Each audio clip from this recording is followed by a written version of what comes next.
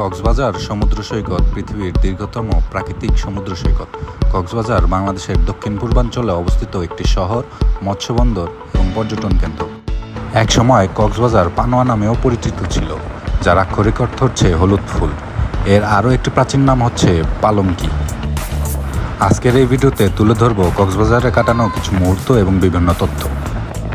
ঢাকা থেকে কক্সবাজার সড়ক, রেল এবং আকাশপথে যাওয়া যায়। ঢাকা থেকে ট্রেনে সরাসরি কক্সবাজার যেতে চাইলে ঢাকার কমলাপুর কিংবা বিমানবন্দর স্টেশন থেকে কক্সবাজার এক্সপ্রেস অথবা পর্যটন এক্সপ্রেস ট্রেনে করে কক্সবাজারে যেতে পারবেন। আমরা কক্সবাজার এক্সপ্রেসের নন এসি টিকিট কেটেছিলাম, যার মূল্য পড়েছিল 700 টাকার মতো। তার বিস্তারিত তথ্য আমরা এখানে দিয়ে দিব।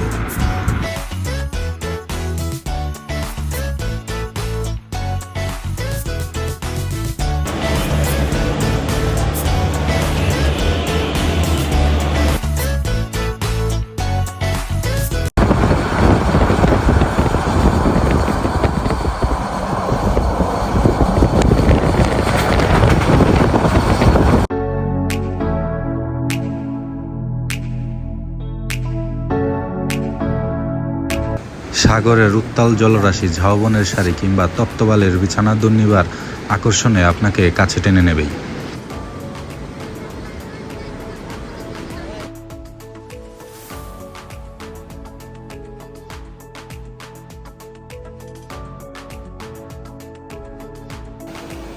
বেলাভূমিতে হাঁটা, সাগরের জলে রত্ন স্নান আর সূর্যাস্তের নয়নাভিমার দৃশ্যগুলো প্রতি মুহূর্তেই দেবে মানসিক প্রশান্তি। অবশ্যই সমুদ্রে নামার আগে সতর্ক থাকুন এবং জোয়ার ভাটার সময় জেনে নিন।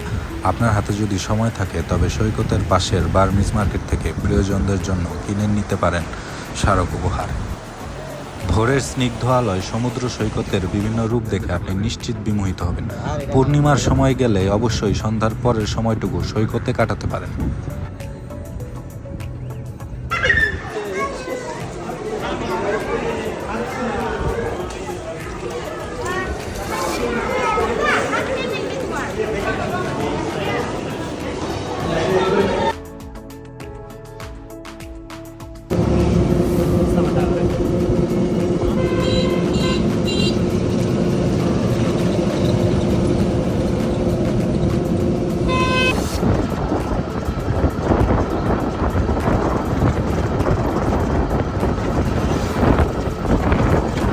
কক্সবাজারে অবস্থানের সময় আমরা কক্সবাজারের বিভিন্ন দর্শনীয় স্থান ঘুরে দেখেছি। সত্যি এ ছিল প্রকৃতির মাঝে হারিয়ে যাওয়ার রোমাঞ্চকর এক মুহূর্ত।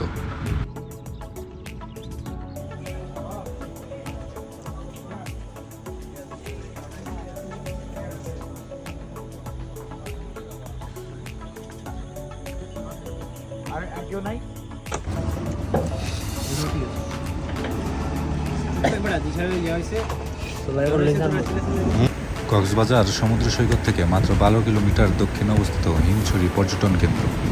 সবচাইতে গুরুত্বপূর্ণ বিষয় হলো হিমছড়ি যত না সুন্দর, তার চাইতে সুন্দর ও রোমাঞ্চকর হলো কক্সবাজার থেকে এই সৈকতে যাওয়ার পথটি। এক পাশে বিস্তীর্ণ সমুদ্রের বালুকা বেলা আর এক পাশে সবুজ পাহাড়ের সারি, মাঝে পিচ ঢালা মেরিন ড্রাইভ। এমন দৃশ্য সম্ভবত দেশের আর কোথাও পাওয়া যাবে না। পাহাড়ে উঠলে চোখের সামনে ভাসবে নীল দিগন্তে হারিয়ে যাওয়া বিশাল সমুদ্র।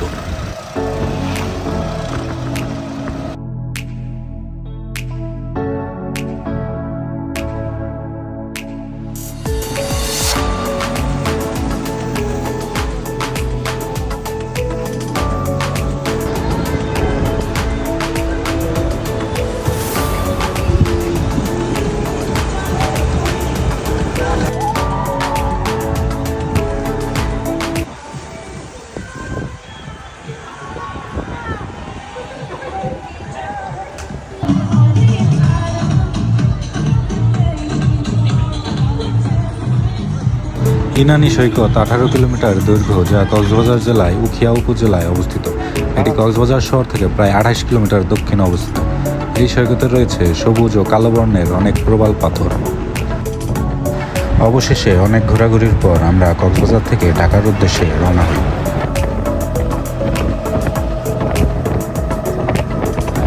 ঢাকায় ফেরার সময় আমরা ট্রেনের এসি বগির টিকিট কেটেছিলাম, যার মূল্য পড়েছিল 1350 টাকা করে। অবশেষে অনেক আনন্দ এবং উৎসবমুখর পরিবেশের মাধ্যমে আমরা আমাদের ভ্রমণ শেষ করি। আমাদের ভিডিওটি ধৈর্য সহকারে দেখার জন্য আপনাদের অসংখ্য ধন্যবাদ। লাইক, কমেন্ট এবং সাবস্ক্রাইব করে আমাদের পাশে থাকার জন্য আপনাদের কাছে বিনীত অনুরোধ রইল।